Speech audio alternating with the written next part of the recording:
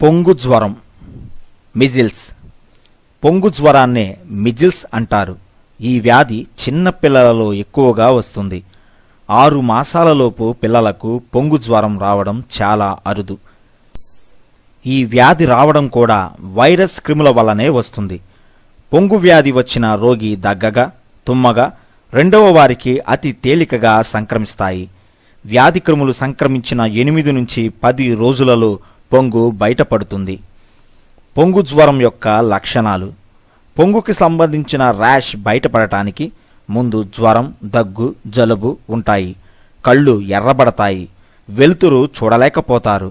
Rash వంటి మీద కనబడటానికి ముందుగా నోటి లోపల చిన్న చిన్న స్పాట్స్గా కనబడతాయి. గొంతు కాస్త బొంగురుగా మారుతుంది. వాంతులు అవుతాయి.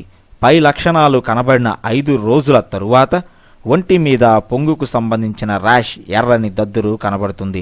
ముందుగా ఈ ర్యాష్ చెవుల వెనుక, తల వెంట్రుకల మార్జిన్లోనూ, బొగ్గల మీద కనబడుతుంది.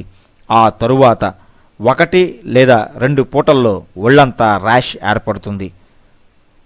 పొంగు జ్వరం వల్ల వచ్చే కాంప్లికేషన్స్: చెవిలో చీము, న్యూమోనియా, బ్రాంకైటిస్, ఎన్కాఫలైటిస్, నోటిలో పుళ్ళు.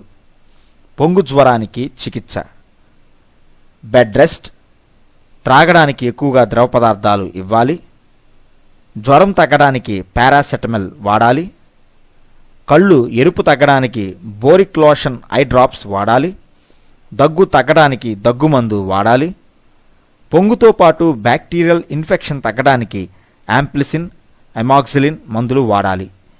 బిడ్డ పుట్టిన 9వ మాసంలో మరియు 16వ మాసంలో యాంటీ మిజిల్స్ వ్యాక్సిన్ చేయిస్తే పొంగు జ్వరానికి గురి కావడం ఉండదు.